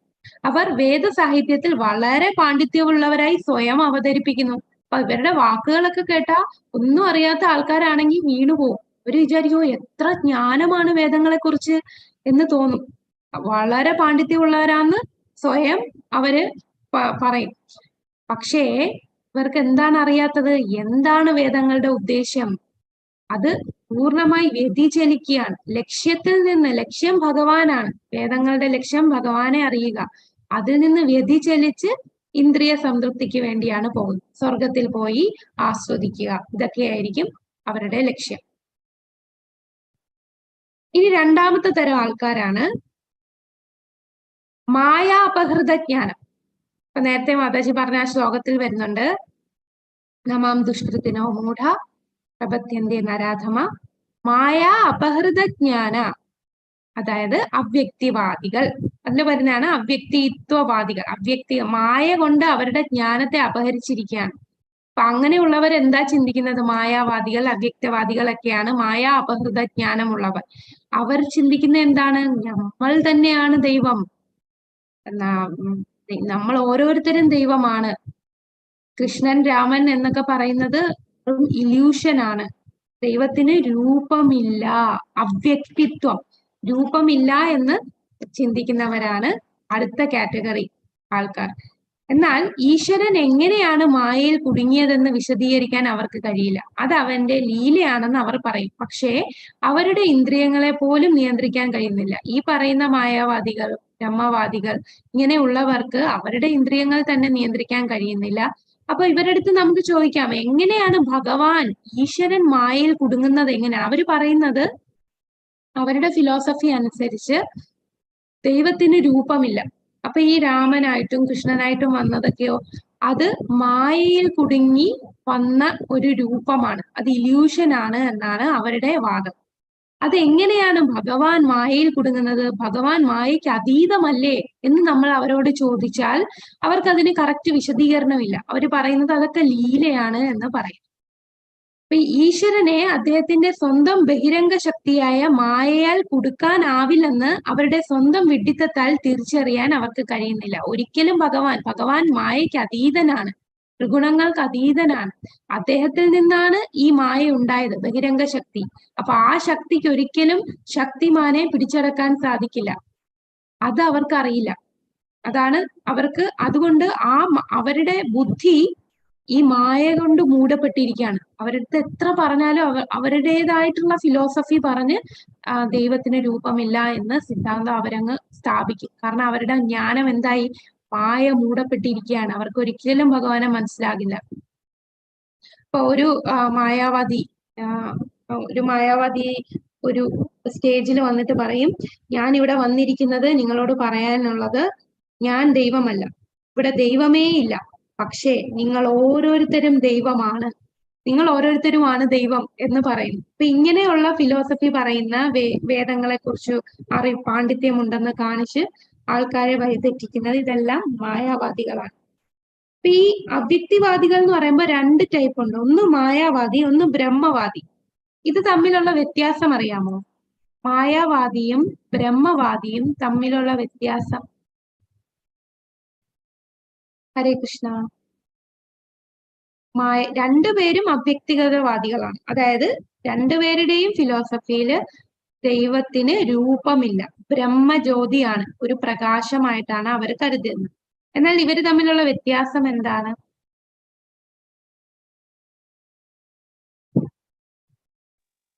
ബ്രഹ്മലോകത്തെത്തിയാല് പുനർജന്മമില്ലാത്ത അത് ആധ്യാത്മിക ലോകം തന്നെയാണ്. അത് ബ്രഹ്മജ്യോതി എന്ന് പറഞ്ഞാലും ഭഗവാന്റെ ആധ്യാത്മിക ലോകം തുടങ്ങുന്ന ബ്രഹ്മജ്യോതി തൊട്ട് അങ്ങോട്ടെല്ലാം ആധ്യാത്മിക ലോകമാണ്. ബ്രഹ്മജ്യോതിയില് ലയിക്കുക എന്ന് പറയുമ്പോ മായാവാദികളുടെ ഫിലോസഫി അനുസരിച്ച് നമ്മള് ദൈവമാണ്. നമ്മളെല്ലാരും ഈ ജന്മം കഴിഞ്ഞ് ആ ഭൗതികമായിട്ടുള്ളതിൽ നിന്ന് വിരക്തി നേടിക്കഴിഞ്ഞാൽ നേരെ നമ്മളും ബ്രഹ്മമായി ലയിക്കും, നമ്മളും ദൈവമായി മാറും. ഇതാണ് അവരുടെ ചിന്ത. നമ്മളെല്ലാരും ബ്രഹ്മത്തിൽ ലയിക്കുന്നു, നമ്മളും ദൈവമായി മാറുന്നു. ഇതാണ് മായാവാദി ഫിലോസഫി. ബ്രഹ്മവാദികൾ എന്ന് പറഞ്ഞാൽ കുറച്ചുകൂടെ മാന്യമായിട്ടുള്ളവരാണ്. കാരണം അവര് നമ്മൾ ദൈവമാണെന്ന് പറയുന്നില്ല, ദൈവമുണ്ട്, പക്ഷെ ദൈവത്തിന് രൂപമില്ല, ഒരു ബ്രഹ്മജ്യോതിയാണ് ദൈവം. അവർക്ക് ഭഗവാന് രൂപം ഉണ്ടെന്നുള്ള അറിവ് അവർക്കില്ല. അത്രയുള്ള ആ ബ്രഹ്മവാദികളെ കുറിച്ച്. പക്ഷെ മായാവാദികളില് അവരുടേതായിട്ടുള്ള തത്വങ്ങൾ പറഞ്ഞ് ഒരിക്കലും ഭഗവാന് രൂപം ഉണ്ടാവുകയില്ല, നമ്മളെ ഓരോരുത്തരും ദൈവമാണെന്ന് പറയുന്നവരാണ്. അപ്പൊ ഈ ബ്രഹ്മജ്യോതിയിൽ പോയി കഴിഞ്ഞാൽ നമ്മൾ തിരിച്ചു വരുവോ ഇല്ലയോ എന്ന് ചോദിച്ചാൽ ശരിക്കും ആധ്യാത്മിക ലോകം തന്നെയാണ്. അതൊരു മുക്തിയാണല്ലോ. 5 തരം മുക്തികളിൽ ഒരു മുക്തിയാണ് സായുജ്യ മുക്തി. സായുജ്യം എന്ന് പറഞ്ഞാൽ ബ്രഹ്മത്തിൽ ലയിക്കുക എന്നുള്ളത്. പക്ഷെ ബ്രഹ്മത്തിൽ ലയിച്ചു കഴിഞ്ഞാൽ ഉള്ള പ്രശ്നം, നമ്മൾ ഓരോ ആത്മാവിന് ഇങ്ങനെ ചുമ്മാ ഇരിക്കാൻ പറ്റില്ല. നമ്മൾ ആത്മാവിന് എന്തെങ്കിലും ആക്ടിവിറ്റീസ് ചെയ്തുകൊണ്ടേയിരിക്കണം. അപ്പോൾ നമ്മൾ മറ്റുള്ള മുക്തികൾ നേടുമ്പോൾ നമ്മൾ ഭഗവാന് സേവനം ചെയ്യുകയാണ്. നമ്മൾ ചിലപ്പോൾ ഭഗവാന്റെ ദാസനായിട്ടായിരിക്കും, ഭഗവാന്റെ കൂടെ നിന്ന് സേവനം ചെയ്യുമായിരിക്കും. അപ്പൊ എപ്പോഴും ഭഗവാന് സേവനം ചെയ്യുമ്പോൾ നമുക്ക് പിന്നെ എങ്ങും പോകാൻ തോന്നില്ല, ഭഗവാന്റെ കൂടെ തന്നെ ഇരിക്കാനേ തോന്നും. ഈ ബ്രഹ്മസായുജ്യം ലഭിച്ചു കഴിഞ്ഞാൽ ഉള്ള പ്രശ്നം, നമുക്ക് ആക്ടിവിറ്റീസ് ഒന്നുമില്ല, അവിടെ സേവനം എന്നൊന്നുമില്ല, ഒരു പ്രകാശമായിട്ട് നമ്മൾ അവിടെ നിൽക്കുകയാണ്. നമുക്ക് രൂപം വരുന്നില്ല. ഈ ആത്മാവ് രൂപമെടുക്കാതെ ബ്രഹ്മനായിട്ട് ലയിക്കുകയാണ് ചെയ്യുന്നത്. അപ്പൊ നമ്മളും പ്രകാശമായിട്ടായിരിക്കും നമ്മൾ നിൽക്കുക. അങ്ങനെ കുറെ നാൾ നിന്ന് കഴിയുമ്പോൾ നമ്മുടെ ആത്മാവിന് ബോറടിക്കും. ഇതിലും നല്ലത് ഭൂമിയിൽ പോകുന്നതായിരുന്നല്ലോ എന്ന് ആഗ്രഹം തോന്നും. അപ്പൊ എന്ത് പറ്റും? വീണ്ടും നമ്മള് ജനിക്കും. നമ്മുടെ ആഗ്രഹമാണല്ലോ, ആ ആഗ്രഹം കൊണ്ടാണ് നമ്മൾ എല്ലാരും ഇവിടെ നിൽക്കുന്നത്. അപ്പൊ നമ്മളിപ്പോ ഭക്തിയുത സേവനം ചെയ്ത് ഭഗവാന്റെ അടുത്ത് പോയി കഴിഞ്ഞാൽ പിന്നെ തിരിച്ചു വരേണ്ടി വരില്ല. അപ്പൊ യദ്ഗത്വാൻ അനിവർത്തന്റെ തദ്ധാമ പരമമ, ഭഗവാന്റെ ധാമത്തിലെത്തിയാൽ പിന്നെ തിരിച്ചു വരില്ല എന്ന് പറയുന്ന കാരണം, അവിടെ ചെന്നാൽ നമ്മൾ ഫുൾ ടൈം ഭഗവാന് സേവനം ചെയ്തുകൊണ്ടിരിക്കുകയാണ്, പിന്നെ അങ്ങോട്ട് വരാനേ തോന്നുകയില്ല. പക്ഷെ ഈ ബ്രഹ്മത്തിൽ ലയിച്ചാൽ, സായുജ്യ മുക്തി ലഭിച്ചാൽ അവിടെ നമുക്ക് സേവനം ഒന്നുമില്ല, ആക്ടിവിറ്റീസ് ഒന്നുമില്ല. നമ്മൾ ചുമ്മാ ഇങ്ങനെ ലൈറ്റായിട്ട് ഇങ്ങനെ നിൽക്കുക മാത്രമേ ഉള്ളൂ. ഇപ്പൊ ചുമ്മാതെ നമുക്ക് ഇപ്പൊ തന്നെ ഒന്ന് എക്സാമ്പിൾ ആയിട്ട് ഒരു ലൈറ്റിൽ കുറെ നേരം നോക്കിക്കൊണ്ടിരുന്ന് നോക്കൂ, കുറെ കഴിയുമ്പോൾ നമുക്ക് തന്നെ ബോറടിക്കും, നോക്കാനേ തോന്നില്ല. അതുപോലെയാണ് അവിടെ ഇരുന്ന് കഴിഞ്ഞാൽ നമുക്ക് തിരിച്ചു വരാൻ തോന്നും. അതുകൊണ്ടാണ് ഏറ്റവും താഴ്ന്ന തരത്തിലുള്ള മുക്തിയാണ് സായുജ്യ മുക്തി എന്ന് പറയുന്നത്.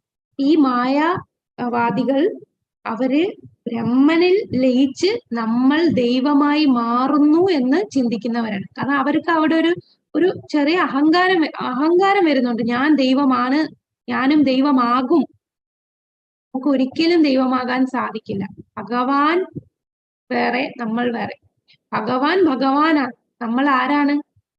നമ്മളുടെ സ്വരൂപം എന്താണ്? നമ്മൾ ദാസരാണ്.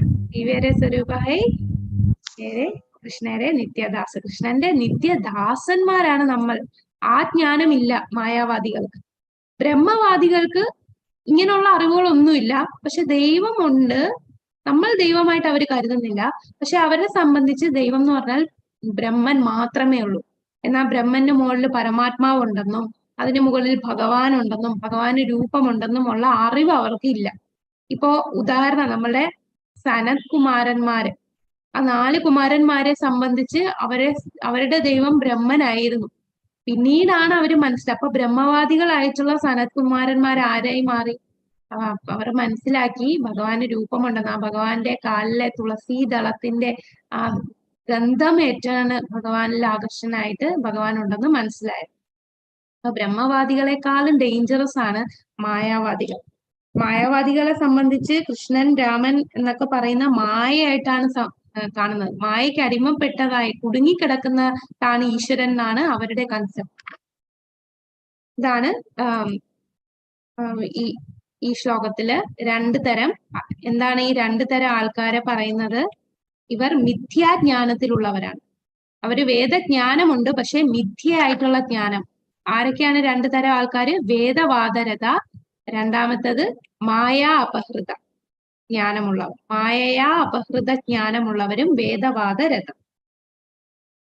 ഇനി ഭഗവത്ഗീതയില് 2.69 എന്താ പറയുന്നത്? യാ നിശാ സർവഭൂതാനാം തസ്യാം ജാഗ്രതി സംയമി യസ്യാം ജാഗ്രതി ഭൂതാനി സാ നിശാ പശ്യതോ മുനെ. സർവ്വജീവജാലങ്ങൾക്കും രാത്രിയായിരിക്കുമ്പോൾ ആത്മസംയനം കൈവരിച്ചവർ ഉണർന്നിരിക്കുന്നു. ഏവരും ഉണർന്നിരിക്കുമ്പോൾ അന്തർമുഖനായ മുനിക്ക് നിശാകാലമാണ്. ഇപ്പൊ എല്ലാരും ഉറങ്ങിക്കിടക്കുമ്പോ ആണ് എല്ലാരും ഉറങ്ങിക്കിടക്കുമ്പോൾ ആത്മസംയമനം കൈവരിച്ചവർ ഉണർന്നിരിക്കുന്നു. എല്ലാരും ഉണർന്നിരിക്കുമ്പോൾ ആത്മജ്ഞാനം ലഭിച്ചവർ ഉറങ്ങിയിരിക്കും. നിശാകാലമാണ്. ഇതാണല്ലേ നമ്മള് രാവിലെ ബ്രഹ്മമുഹൂർത്തത്തിൽ എണീറ്റ് നമ്മൾ നാമം ജപിക്കുന്ന സമയത്ത് മായയ്ക്ക് അടിമപ്പെട്ട് അന്ധകാരത്തിൽ കഴിയുന്നവരെന്താണ്? എല്ലാരും ഉറക്കമാണ്. നമ്മൾ ഉണർന്നിരിക്കണം. പിന്നെ രാത്രിയില് നമ്മള് നേരത്തെ ഉറങ്ങുന്നു, മറ്റുള്ളവർ ആ സമയത്തൊക്കെ ഉണർന്നിരിക്കും. ഇതാണ് മറ്റു ജീവജാലങ്ങളും ആത്മസംയമനം ലഭിച്ചവരും തമ്മിലുള്ള വ്യത്യാസം. നമുക്ക് 2 ചോദ്യങ്ങളുണ്ട്. അത് കൂടാതെ ഒരു കാര്യം കൂടെ ഉണ്ട്. ഇത് മാധ്വാചാര്യർ നമ്മുടെ ഈ 9ാമത്തെ മന്ത്രത്തിന് തന്ന ഒരു വിശദീകരണം കൂടെ ഉണ്ട്. അതായത് ഈ മിഥ്യാജ്ഞാനം ലഭിച്ചവര് എവിടെ പോകും? അവരും അന്ധകാരത്തിലേക്കാണ് പോകുന്നത്. ജ്ഞാനമില്ലാത്തവരെക്കാളും കൂടുതൽ അന്ധകാരത്തിലേക്ക് പോകും. എന്നാൽ ഒരു കാര്യം കൂടെ മധ്വാചാര്യർ പറയുന്നുണ്ട്. അതായത് ഇപ്പൊ യഥാർത്ഥ ജ്ഞാനം ലഭിച്ച ആൾക്കാര്, യഥാർത്ഥ ജ്ഞാനമുള്ളവർ ഈ മിഥ്യാജ്ഞാനമുള്ളവരെ അല്ലെങ്കിൽ ജ്ഞാനമില്ലാത്തവരെ പറഞ്ഞ് കറക്റ്റ് ചെയ്തില്ല എന്നുണ്ടെങ്കിൽ അവരും അന്ധകാരത്തിലേക്ക് പോകേണ്ടി വരും. അതായത് നമുക്കറിയാം, ഉദാഹരണം പറയുകയാണെന്നുണ്ടെങ്കിൽ ഇപ്പോ ജഡായു, ഭീഷ്മർ. ജഡായു എന്ന് പറയുമ്പോൾ ജഡായുവിനറിയാം രാവണൻ സീതേനെ കട്ടുകൊണ്ട് പോകുന്ന സമയത്ത് ജഡായു എന്ത് ചെയ്തു? ജഡായു മിണ്ടാതിരുന്നില്ല. താൻ ആരോഗ്യമില്ല, താൻ വയസ്സായി, രാവണൻ യുവത്വമാണ്, രാവണന്റെ കയ്യിൽ ആയുധമുണ്ട്, ഇതെല്ലാം അറിഞ്ഞിട്ടും അവിടെ പ്രവർത്തിച്ചു, റിയാക്ട് ചെയ്തു. തന്റെ ജീവൻ പോയി എന്നുണ്ടെങ്കിൽ പോലും ജഡായു അവിടെ സീതയെ രക്ഷിക്കാനായിട്ട് ശ്രമിച്ചു, ശ്രമം ചെയ്തു. ആ തെറ്റ് കണ്ടപ്പോൾ അതിന് റിയാക്ട് ചെയ്തു. പക്ഷെ ഭീഷ്മർ അല്ലെങ്കിൽ ദ്രോണാചാര്യർ പോലെ ഉള്ള മഹാരഥന്മാർ, അവർക്ക് എന്താ സംഭവിച്ചത്?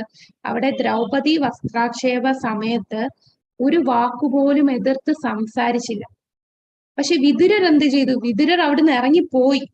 വിതുരർ അതിനെ എതിർക്കാൻ, കാരണം ഇവരടുത്ത് പറഞ്ഞാൽ മനസ്സിലായില്ലെങ്കിലും അറ്റ്ലീസ്റ്റ് അവിടെ ഇറങ്ങി പോവുകയെങ്കിലും ചെയ്തു. വിതുരർ അതിനു മുമ്പേ വിതുരർ അവിടുന്ന് സ്ഥലം വിട്ടു. വിതുരർ അവിടെ നിന്നില്ല. പക്ഷെ ഭീഷ്മർ, ദ്രോണാചാര്യ അവരുടെ കൺമുമ്പിൽ അനീതി നടക്കുമ്പോൾ അതിനെന്താണ്? ഒന്നും മിണ്ടാതെ നിന്നു, ഒന്നും ചെയ്യാതിരിക്കും. അങ്ങനെ ചെയ്യാതിരിക്കുന്നതും അന്ധകാരത്തിൽ പോകും എന്ന് മധ്വാചാര്യർ പറയുന്നു. ഒരു നമ്മളെല്ലാം ശരിയാണ്, മറ്റുള്ളവരെന്തോ ആയിക്കോട്ടെ എന്ന് നമ്മൾ ചിന്തിക്കരുത്. അതാണ്. പിന്നെ കൂടാതെ ഗാന്ധാരിയുടെ വിലാപമുണ്ടല്ലോ. ഗാന്ധാരി അവസാനം നമ്മുടെ കുരുക്ഷേത്ര യുദ്ധം കഴിഞ്ഞ് തന്റെ മക്കളെല്ലാം മരിച്ചു കിടക്കുന്ന കണ്ടിട്ട് കൃഷ്ണനെ എടുത്തു പറയും, ഇതിനെല്ലാത്തിനും കാരണക്കാരൻ കൃഷ്ണ നീയാണ്. കൃഷ്ണനെ ഇങ്ങനെ നിന്റെ കുലം മൊത്തം നശിക്കും എന്നൊക്കെ പറയുന്നുണ്ട്. അപ്പൊ കൃഷ്ണൻ ഒരു കാര്യം ചോദിക്കും, ഇത് ഞാൻ ചെയ്തതാണോ? ഇതിന്റെ അമ്മയും ഇതിലൊരു ഭാഗമല്ലേ? ഒന്ന് ചിന്തിച്ചു നോക്കൂ. കാരണം ഇവിടെ എന്താ ചെയ്തത്? ഒരു അമ്മയായിട്ട് പോലും സ്വന്തം മക്കളെ കറക്റ്റ് വഴിയിൽ നേർവഴിക്ക് കൊണ്ടുവരാനുള്ള ഉത്തരവാദിത്വം ഒരു അമ്മയ്ക്കുണ്ട്. അപ്പൊ അമ്മയ്ക്ക് എല്ലാ സാഹചര്യം ഉണ്ടായിരുന്നു മക്കളെ നേരെ വഴി കൊണ്ടുവരാനും. കൂടാതെ രാജാവിന്റെ എല്ലാ കൺട്രോളും അമ്മയ്ക്ക് ഉണ്ടായിരുന്നു. എന്നിട്ടും ഒരിക്കൽ പോലും മക്കളെ കറക്റ്റ് ആയിട്ടുള്ള വഴിയിൽ അമ്മ കൊണ്ടുവന്നില്ല. അപ്പൊ അതിന് എല്ലാ കുറ്റവും നമുക്ക് എങ്ങനെയാണ് എൻ്റെ അടുത്ത് എന്നെ ബ്ലെയിം ചെയ്യാൻ പറ്റുന്നത് എന്ന് ചോദിക്കുന്നു. അപ്പൊ ഒരു അമ്മ എന്ന നിലയിൽ അത് നമ്മളുടെ കടമയാണ്. തെറ്റ് കണ്ടിട്ട് മിണ്ടാതിരിക്കുന്നു. അതുപോലെയാണ് നമ്മളുടെ മുമ്പിൽ ഒരുപാട് തെറ്റുകൾ നടക്കുമ്പോഴും അറ്റ്ലീസ്റ്റ് നമ്മൾ പറഞ്ഞ് മനസ്സിലാകാത്തവരാണെങ്കിൽ അവിടെ അത് കേൾക്കാനേ നിൽക്കരുത്. അതാണ് നമ്മൾ ഏറ്റവും ലീസ്റ്റ് ആയിട്ട് ചെയ്യുന്നത്. അപ്പൊ ഭഗവാനെ കുറിച്ചോ ഭഗവാന്റെ ഭക്തന്മാരെ കുറിച്ചോ അല്ലെങ്കിൽ തെറ്റായിട്ടുള്ള രീതിയിൽ വിവരങ്ങൾ ഇങ്ങനെ പറയുമ്പോ നമുക്ക് പറയാൻ പറ്റുന്ന സാഹചര്യം ആണെങ്കിൽ നമുക്ക് പറയാൻ പറ്റാത്ത തന്നെ നമ്മൾ അവിടുന്ന് പോവുക, അതെങ്കിലും ചെയ്യാം. നമ്മൾ അല്ലാതെ അത് കേട്ടോണ്ടിരിക്കുന്നത് പോലും തെറ്റാണ്. ഇത് മാധവാചാര്യർ പറയുന്നതാണ്.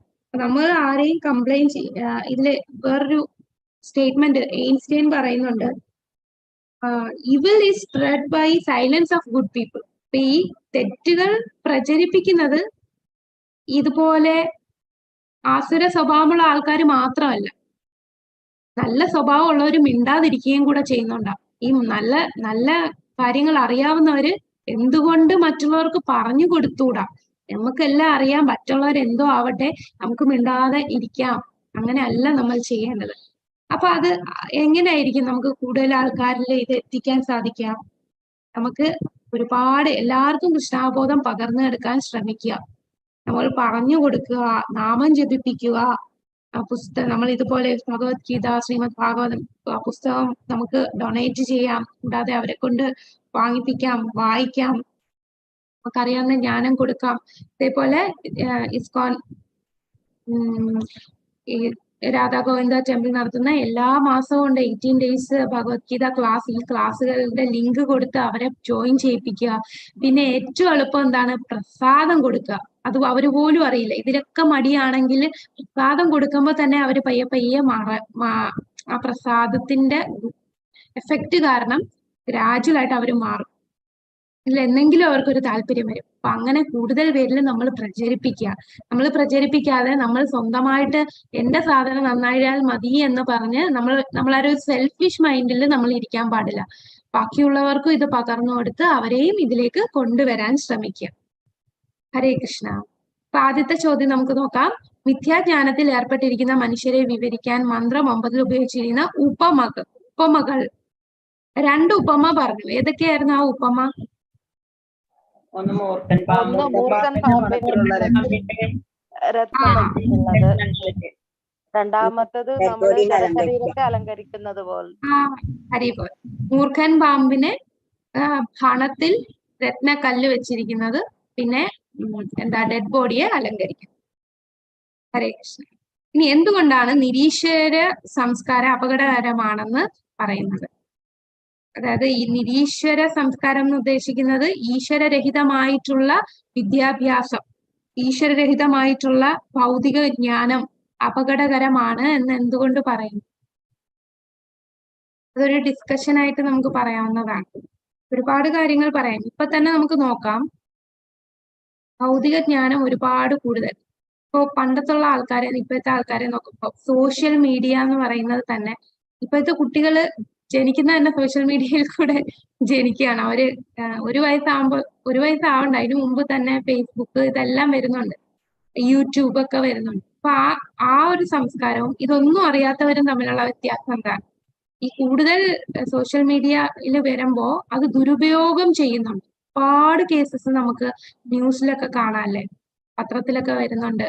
സോഷ്യൽ മീഡിയ കാരണം പലരും വഴിതെറ്റി പോകുന്നുണ്ട്. അത് കറക്റ്റായിട്ട് ഉപയോഗിക്കാൻ അറിഞ്ഞുകൂടാ. കാരണം അവിടെ നിരീശ്വരവാദ സംസ്ഥിതി ഈശ്വര ബോധമില്ലാതെ ഉപയോഗിക്കുകയാണ്. അവരൊന്നും ഇത് ഉപയോഗിക്കാൻ ക്വാളിഫൈഡ് അല്ല. പ്രഭുപാദ 108 ക്ഷേത്രങ്ങൾ ലോകമെമ്പാടും സൃഷ്ടിച്ചു. അന്ന് ആകെ 2 ഫോൺ കോൾ ആണ് അദ്ദേഹം അത്രയും നാൾ കൊണ്ട് ചെയ്തത്. വെറും 2 ഫോൺ കോൾ വെച്ച്. ഇപ്പൊ ഈ സോഷ്യൽ മീഡിയയും ഈ ഫോണും ഇതിന്റെ ഒന്നും ആവശ്യമില്ല. അല്ലാതെ തന്നെ നമുക്ക് എല്ലാ കാര്യങ്ങളും ചെയ്യാം. ഇപ്പൊ എല്ലാവരും അഡിക്റ്റഡ് ആണ്. ഫോണില്ലാതെ ഒരു ജീവിതം ചിന്തിക്കാൻ പോലും പറ്റില്ല. അങ്ങനെ ഒരു സാഹചര്യത്തിൽ പോവുകയാണ്. ഈ ഭൗതികമായിട്ടുള്ള എല്ലാ ജ്ഞാനവും നമ്മളെ കൂടുതൽ എന്താണ് ആങ്സൈറ്റിയും, അയ്യോ നാളെ ഇനി എന്താവും, ഇപ്പൊ കൊറോണ കേസസ് വീണ്ടും കൂടുന്നു എന്ന് പറഞ്ഞു. ഇപ്പൊ ഭൗതികമായിട്ടുള്ള ആൾക്കാർക്ക് വീണ്ടും ടെൻഷൻ ആയിക്കോ ഇനി എന്ത് ചെയ്യും. പക്ഷേ ഭഗവാന് ആയിട്ട് കണക്ട് ചെയ്യുന്നവർക്കോ ഭഗവാൻ അറിയാതെ എന്താ നടക്കുന്നത്, അവർക്ക് അങ്ങനെ ഒരു ടെൻഷനേ വരുന്നില്ല. അതല്ലേ നമ്മളുടെ ഏറ്റവും വലിയ ഭയത്തിൽ നിന്നും നമ്മളെ മുക്തരാക്കുകയാണ് ഇങ്ങനെയുള്ള ഈശ്വര ജ്ഞാനമുള്ളവർ. ഇതാണ് ഒരുപാട് എക്സാമ്പിൾസ് നമുക്ക് പറയാം. ഇതൊന്ന് ചിന്തിച്ചു നോക്കിയാൽ മതി. ഇതൊക്കെയാണ് ഇപ്പോഴത്തെ എഡ്യൂക്കേഷൻ സിസ്റ്റം കൊണ്ട് അപകടം എന്താണ്. അവർ ക്യാരക്ടർ ഇല്ലാത്തവരായി മാറുന്നു. മൂത്തവരെ ബഹുമാനിക്കുന്നതോ, എല്ലാരും ഇന്ദ്രിയ സംതൃപ്തിക്ക് വേണ്ടി ഞങ്ങൾ എന്തും ചെയ്യും എന്നുള്ള ഒരു കണ്ടീഷനിലേക്കാണ് ഇപ്പോഴത്തെ കുട്ടികളും പോയിക്കൊണ്ടിരിക്കുന്നത്. അങ്ങനെ പിന്നെ സ്ത്രീ ശാക്തീകരണം വന്നതോടുകൂടി ശരിക്കും പറഞ്ഞ പ്രശ്നങ്ങൾ കൂടുകയാണ് ചെയ്തത്. ഇടയ്ക്ക് ഒരു സെൻസസ് എടുക്കുന്നുണ്ടായിരുന്നു. 1960 തൊട്ട് 99 വരെ ഇടയ്ക്കുള്ളത് ഒരു വുമൺ എംപവർമെന്റ് മൂവ്മെന്റ് കാരണം എന്ത് മാറ്റമാണ് വന്നത്. ഈ വുമൺ എംപവർമെന്റ് കാരണം തന്നെ വിദേശ രാജ്യത്തെ കാര്യമാണ് പറയുന്നത്, ഇന്ത്യയിലല്ല. 80% ആൾക്കാര് വിവാഹം കഴിക്കുന്നില്ല. അവരുടെ സോഷ്യൽ സ്ട്രക്ചർ തന്നെ മാറി. ക്രൈം റേറ്റ് കൂടി 4 ടൈംസ് കൂടി, 4 ഇരട്ടിയായി ക്രൈം റേറ്റ്. ഡൈവോഴ്സ് റേറ്റ് കൂടി. പിന്നെ ടീനേജിലുള്ള കുട്ടികളുടെ സൂയിസൈഡ് റേറ്റ് കൂടി. പിന്നെന്താണ്, പ്രിസൺ, ഒരുപാട് പേര് ജയിലിലാവാൻ തുടങ്ങി. വിവാഹത്തിന് മുമ്പ് ഉള്ള പ്രഗ്നൻസി അത് 6 ടൈംസ് കൂടി. വിവാഹം എന്ന് പറയുന്ന ഒരു ബന്ധം പോലും ഈ എഡ്യൂക്കേഷൻ കൂടുന്നവർക്കുള്ള പ്രശ്നമാണിത്. കൂടുതൽ എഡ്യൂക്കേറ്റഡ് ആകുമ്പോൾ അതിലൊന്നും ഒരു ഇമ്പോർട്ടൻസും അവർ കൊടുക്കുന്നില്ല. യഥാർത്ഥ വിദ്യാഭ്യാസം എന്ന് പറഞ്ഞാൽ നമ്മളുടെ സ്വഭാവം മാറുക എന്നുള്ള, നമ്മൾ തന്നെ ശുദ്ധീകരിക്കപ്പെടുന്നതാണ് യഥാർത്ഥ വിദ്യാഭ്യാസം. അത് ആധ്യാത്മിക വിദ്യാഭ്യാസം കൊണ്ട് മാത്രമേ സാധിക്കുകയുള്ളൂ. കൂടാതെ ഡിപ്രഷൻ, ഇപ്പൊ തന്നെ നോക്കൂ, ഡിപ്രഷൻ, ഒരുപാട് കുട്ടികൾക്ക് ഡിപ്രഷൻ വരുന്നുണ്ട്. ഇതെല്ലാമാണ് നമ്മളുടെ ഇപ്പോഴത്തെ എഡ്യൂക്കേഷൻ സിസ്റ്റത്തിന്റെ ഓരോ പ്രശ്നങ്ങൾ. അത് നമുക്ക് ഇല്ലേ, അങ്ങനെ തോന്നുന്നില്ലേ ഇപ്പോഴത്തെ എഡ്യൂക്കേഷൻ സിസ്റ്റത്തിന്റെ ഓരോ പ്രശ്നങ്ങൾ, അതിന്റെ അപകടങ്ങൾ? അതേ ഉണ്ട് മാതാജി, അതൊക്കെ ഉണ്ട്. ഭയങ്കരമാണ് തന്നെ നടക്കുന്നത്. നമുക്കൊന്നും നിയന്ത്രിക്കാൻ പറ്റാത്ത രീതിയിലായിട്ടുള്ളത് മാതാജി. അതെ, നമുക്ക് പറഞ്ഞാലും മനസ്സിലായില്ല, പറഞ്ഞ് മനസ്സിലാക്കി കൊടുക്കാനും പറ്റാത്ത അവസ്ഥ മാതാജി. നമുക്ക് ഇന്ന് ചെയ്യാൻ പറ്റുന്നത് എങ്ങനെയും നാമം ജപിക്കുകയും പ്രസാദം കൊടുക്കുകയും ഒക്കെ വായിക്കും. നമ്മളിലുള്ള മാറ്റം കാണുമ്പോൾ അവർക്ക് ഇത് എന്താണെന്ന് അറിഞ്ഞു വരാനും അങ്ങനെയൊക്കെ സാധിക്കും. പിന്നെ നമുക്ക് പ്രാർത്ഥിക്കാം. നമ്മുടെ ആ ഭക്തന്മാര് പ്രാർത്ഥിക്കുമ്പോൾ തീർച്ചയായിട്ടും ഭഗവാൻ കേൾക്കും. അപ്പൊ നമുക്ക് ലോകത്തെല്ലാരും കൃഷ്ണാബോധത്തിൽ വന്നു കഴിഞ്ഞാൽ സമാധാനമായിരുന്നു നമ്മളുടെ ഈ ലോകം തന്നെ. യുദ്ധവും ഇല്ല, ഒരു കൊലയും ഒന്നും ഇല്ലാതെ എല്ലാവരും ശാന്തി സമാധാനമായിട്ട് ജീവിക്കാൻ സാധിക്കും. ഹരേ കൃഷ്ണ കൃഷ്ണ കൃഷ്ണ ഹരേ ഹരേ,